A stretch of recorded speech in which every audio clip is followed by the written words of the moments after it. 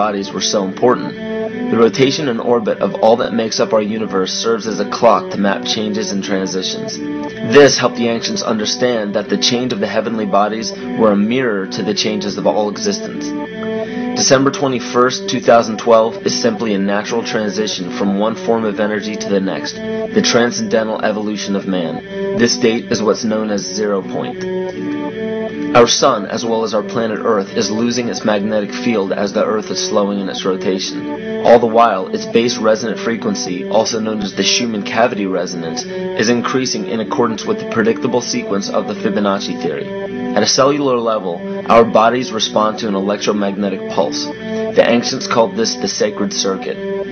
The cells receive this pulse from the brain, which receives its pulse from the heart, which receives its pulse from the earth.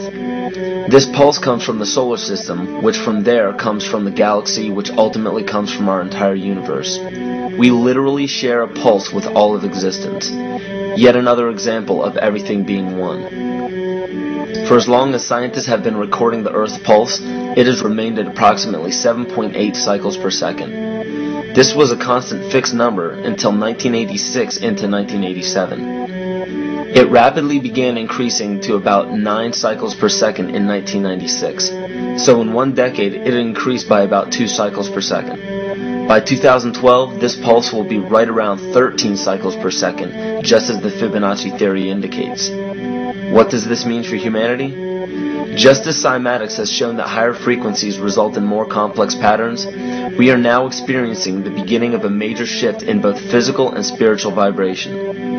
It's difficult to understand what exactly will happen to our physical bodies, but ancient scriptures, pagan and monotheistic religions, mystery schools, and secret fraternal orders have all given indications as to what this experience will be like.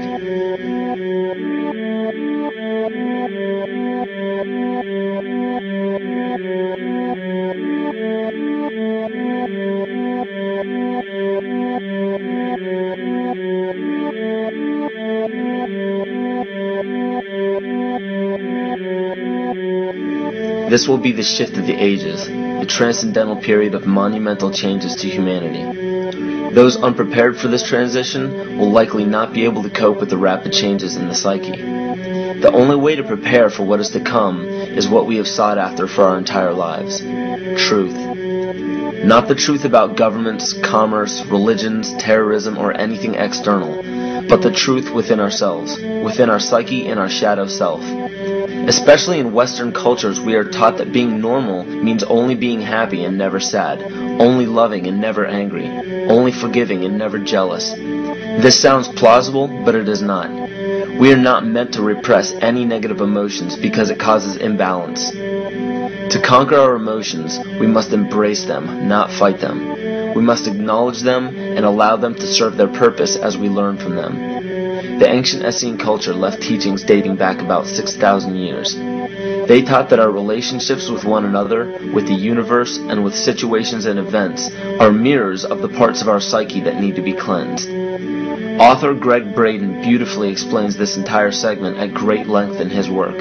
His hard work and understanding of these subjects contributed largely to the marriage between science and spirituality. It is very important to understand that when you fear loss, fear death, fear war, fear terrorism, or fear change, you are giving others the ability to control you based on those fears. When you fight against poverty or against racism, when you fight for relationships or for freedom, you are outwardly attempting to repress that which has been placed before you to conquer inwardly. These situations are mirrors of our fears. This is why it is important to love and only love. Love those who stand with you, but especially those who stand against you. Don't look at your fears as a threat. Rather understand that this material world is only a physical manifestation of either the love or fear in your consciousness. It's as plain as day. All you need to conquer in your life is in your face. If you want to understand what your true inner fears are, analyze your ambitions and your inhibitions. Everything explained here about the esoteric agenda of the elite few at the very top is nothing to fear. They have been at work for thousands of years behind the scenes to manipulate humanity, and it has worked. Until now. It's very easy for any system of thought, religious or otherwise, that comes along. It's very easy to play on that, to play on our insecurities, to assure us all is well, we'll all be taken care of. We lap that up. So don't blame religion. Blame our own insecurities, which has allowed religion to flourish and which has allowed so many systems of thought that are disempowering to flourish throughout human history. That's why we can't get out of it. Ron Sakeley, Department Chairman, Chemistry, University of California, Berkeley, showed that DNA acts as an antenna for cellular upregulation. The primary function they taught us about what DNA is about. It's a receiver and transmitter of photons, light, and phonon sound. For what? Cellular upregulation, meaning that their water molecules, the pyramid power around the DNA spiral energizing strands, are taking in the spiritual energy of love vibrations and then sending it out for manifesting, precipitating in a quantum field, the physical matter of the body. These are hertz, frequencies, or cycles per second that the musicians can retune their instruments to play and experiment with. Why? Again, these are the Creator's musical scale, the original solfeggio, buried for 3,000 years in the Bible. So the ancient priests who knew how to levitate the huge stones for the building of the pyramids, and the Masonic knowledge that predated ancient Egypt, the ability to have this information, these frequencies, serve the function of creation, destruction, and miracles on behalf of the empowered people who had access to this knowledge. I say that because of this metaphor.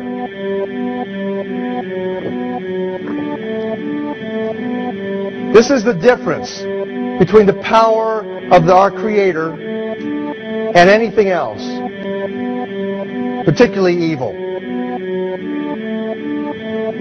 That you can go into a pitch black room full of evil, full of darkness, and light a little candle, and instantly that darkness flees.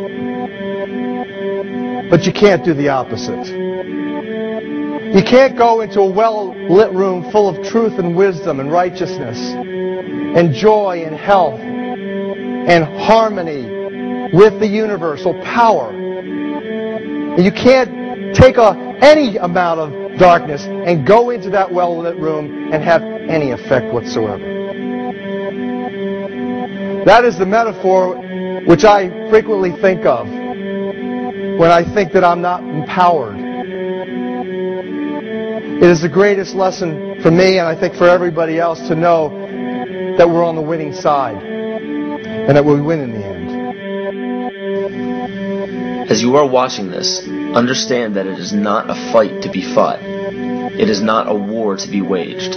No gun rights have to be exercised. Not a finger has to be lifted.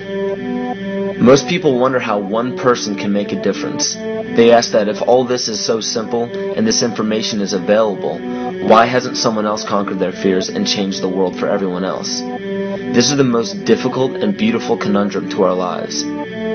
Your reality affects you and only you. Your curiosity has led you to this genre of information to serve a very specific purpose in your life.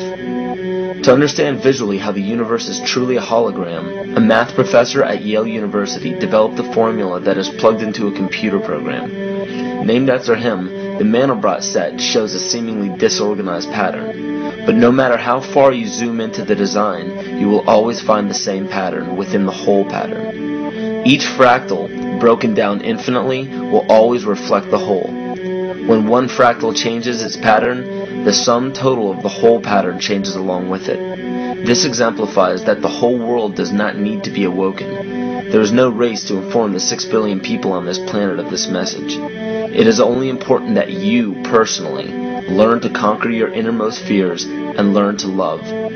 When you see your fears for what they are and master your emotions, then, and only then, will you truly be free.